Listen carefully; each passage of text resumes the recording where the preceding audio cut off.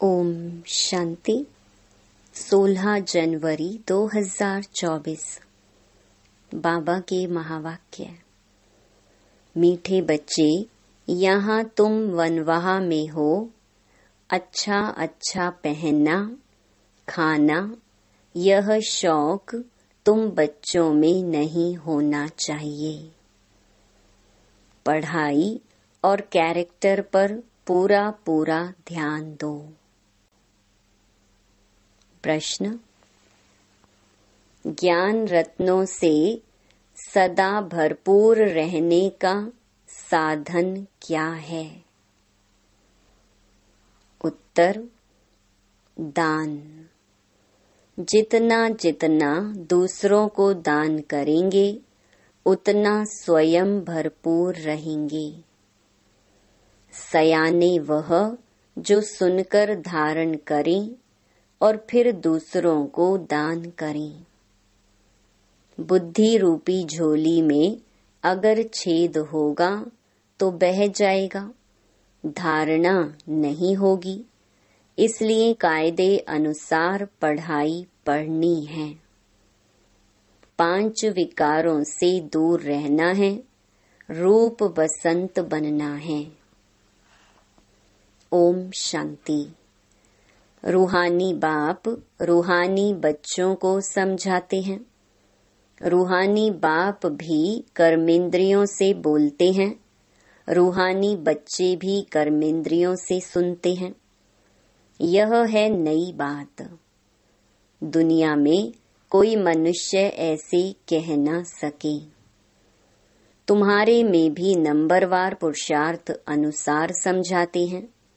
जैसे टीचर पढ़ाते हैं तो स्टूडेंट का रजिस्टर शो करता है। रजिस्टर से उनकी पढ़ाई और चलन का पता पड़ जाता है। मूल है ही पढ़ाई और कैरेक्टर। यह है ईश्वरीय पढ़ाई जो कोई पढ़ा न सके। रचता और रचना के आदि मध्य अंत की सृष्टि चक्र की नॉलेज है। यह कोई भी मनुष्य सारी दुनिया में नहीं जानते। ऋषि मुनि जो इतने पढ़े लिखे अथॉरिटी हैं, वह प्राचीन ऋषि मुनि खुद कहते थे कि हम रचता और रचना को नहीं जानते। बाप ने ही आकर पहचान दी है। गाया भी जाता है, यह है कांटों का जंगल। जंगल को आग जरूर लगती है। फूलों के बगीचे को कभी आग नहीं लगती, क्योंकि जंगल सारा सूखा हुआ है। बगीचा हरा होता है, हरे बगीचे को आग नहीं लगती, सूखे को आग झट लग जाती है। यह है बेहद का जंगल, इनको भी आग लगी थी। बगीचा भी स्थापन हुआ था। तुम्हारा बगीचा अब गुप्त स्थापन हो रहा है। तुम जानते हो, हम बगीचे के फूल खुशबूदार देवता बन रहे हैं। उसका नाम है ही स्वर्ग। अब स्वर्ग स्थापन हो रहा है, वंडर है। तुम कितना भी लोगों को समझाते हो, परंतु किसकी बुद्धि में बैठता नहीं है। जो इस धर्म के नहीं होंगे, उनकी बुद्धि में बैठेगा भी नहीं। एक कान से सुनेंगे, दूसरे से निकाल देंगे। सतयुग त्रेता में भारतवासी कितने थोड़े होंगे। फिर द्वापर कलयुग में कितनी वृद्धि हो जाती है। वहाँ 1-2 बच्चे, यहाँ 4-5 बच्चे, तो जरूर वृद्धि हो गई। भारतवासी ही अब हिंदू कहलाते हैं। वास्तव देवता धर्म के थे, और कोई भी धर्म वाला अपने धर्म को नहीं भूलता। यह भारतवासी ही भूले हुए हैं। देखो इस समय कितने ढेर मनुष्य हैं, इतने सब तो ज्ञान आकर नहीं लेंगे। हर एक अपने जन्मों को भी समझ सकते हैं। जिसने पूरे 84 जन्म लिए होंगे वह जरूर पुराने भक्त होंगे। तुम समझ सकते हो कि हमने कितनी भक्ति की है। थोड़ी की होगी तो ज्ञान भी थोड़ा ही उठाएंगे और थोड़ों को समझाएंगे। बहुत भक्ति की होगी तो ज्ञान भी बहुत उठाएंगे और बहुतों को समझाएंगे। ज्ञान नहीं उठाते तो समझा भी कम सकते, इसीलिए उन्हें फल भी थोड़ा मिलता है। हिसाब है ना। बाप को एक बच्चे ने हिसाब निकाल भेजा तो इस्लामियों के इतने जन्म, बौद्धियों के इतने जन्म होने चाहिए। बुद्ध भी धर्म स्थापक हैं। उनके पहले कोई बुद्ध धर्म का था नहीं। बुद्ध की सोल ने प्रवेश किया, उसने बुद्ध धर्म स्थापन किया। फिर एक से वृद्धि होती है, वह भी एक प्रजापिता है। एक से कितनी वृद्धि होती है। तुमको तो राजा बनना है नई दुनिया में। यहाँ तो वनवाह में हो, किसी चीज का शौक नहीं रहना चाहिए। हम अच्छे कपड़े आदि पहने, यह भी देह अभिमान है। जो मिला सो अच्छा। यह दुनिया ही थोड़ा समय है। यहाँ अच्छा कपड़ा पहना, वहाँ फिर कम हो जाएगा। यह शौक भी छोड़ना है। आगे चलकर तुम बच्चों को आपे ही साक्षात्कार होते रहेंगे।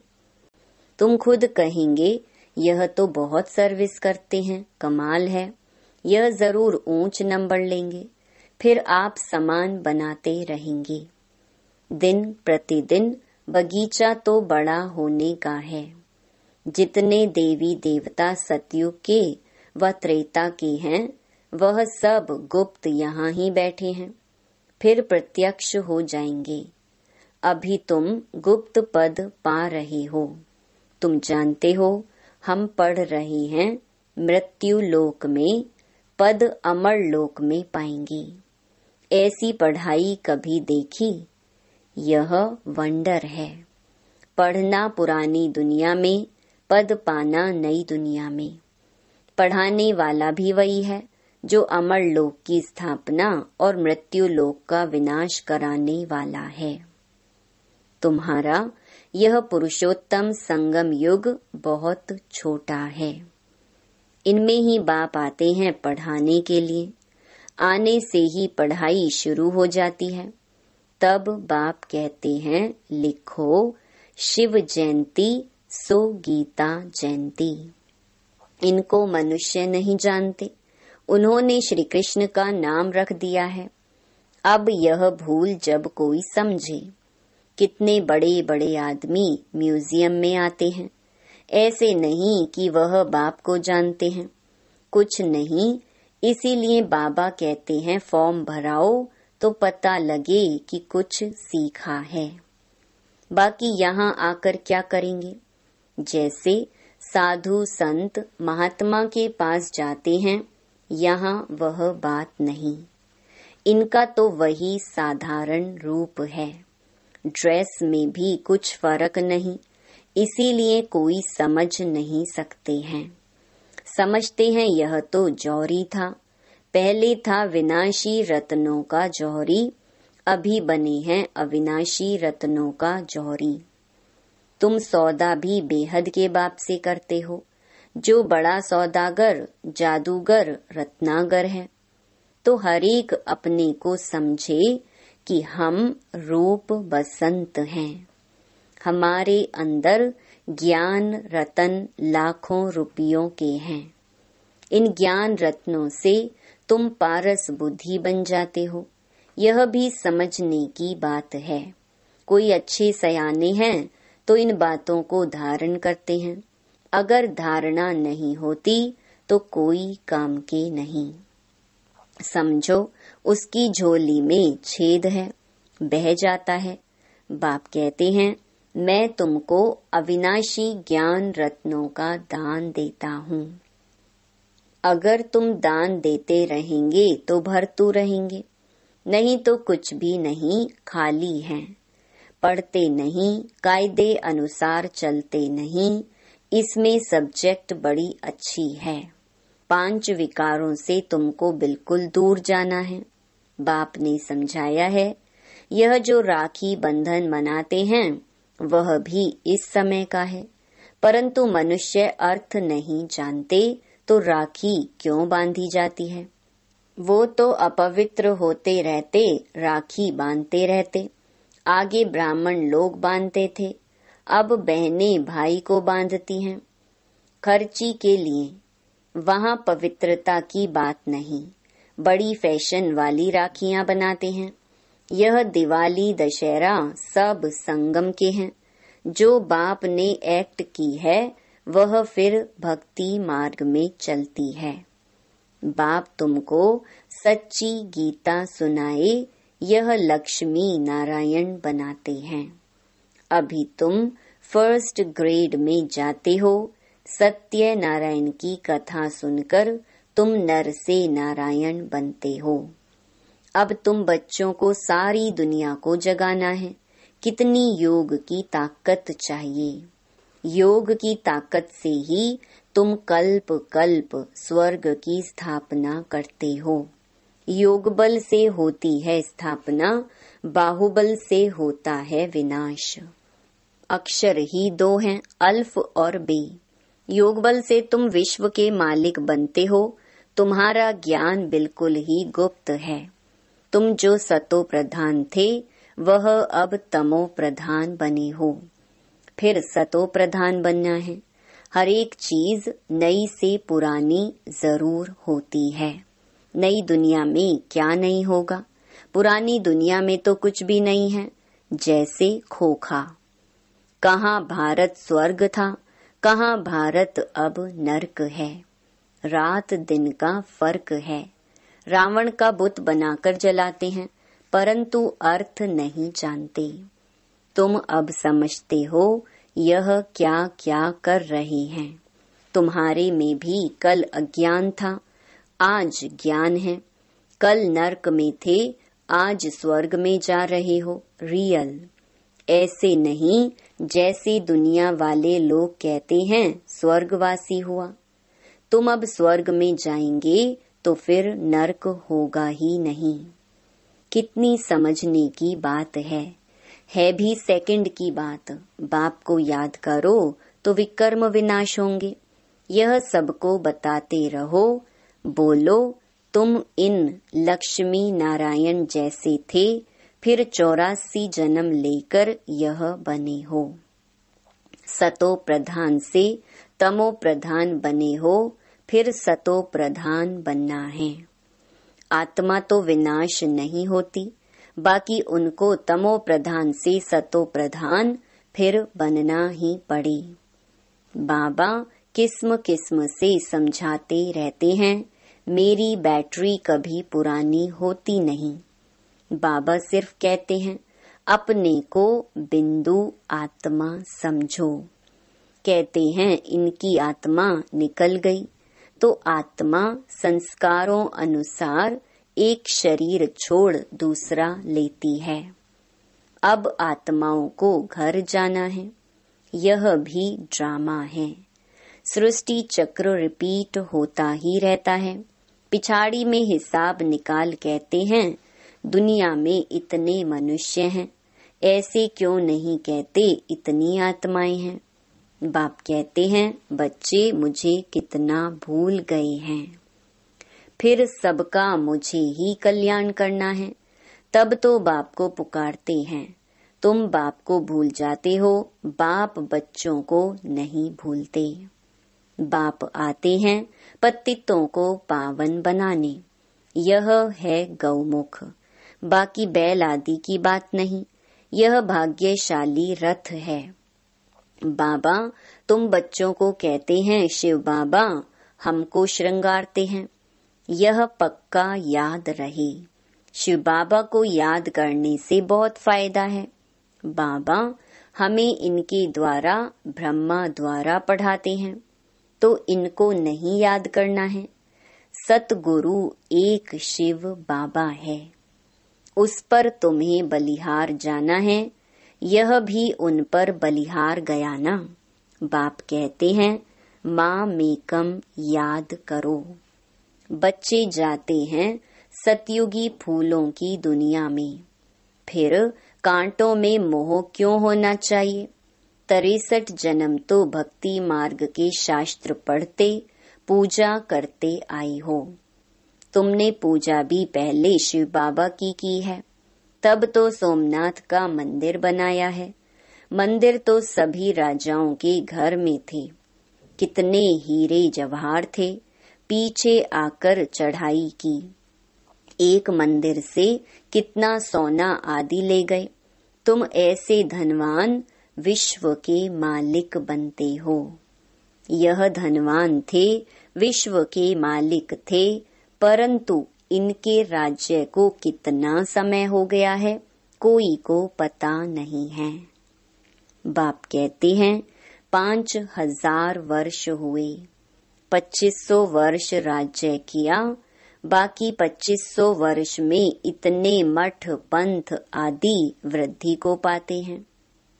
तुम बच्चों को बहुत खुशी होनी चाहिए कि हमको बेहद का बाप पढ़ाते हैं।